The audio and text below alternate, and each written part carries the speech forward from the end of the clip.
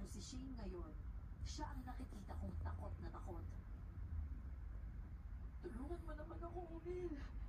Hindi ko kasi alam kung saan ako magtatago eh. Mapalabas sa loob ng bahay. Delikado ako. Ha? Paano ka naman naging delikado dito sa loob? Eh, hindi mo kasi naiintindihan eh. Eh di pa intindi mo sa akin. Kasi Shane, naguguluhan talaga ako. Alam mo yun? Kumala siya sa pagkakayakap sa akin. Nagpuna siya ng luha at tumalikod. Huminga siya ng malalim at ako naman noon hindi nagdalawang isip na magsalita tungkol sa narinig ko. Ang babae mo, Ayos tignan na ako baba ka makuha, naman. Shane. Nagpakilala siyang kapatid mo.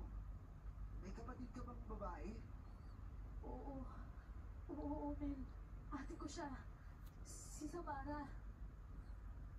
Ang sabi niya,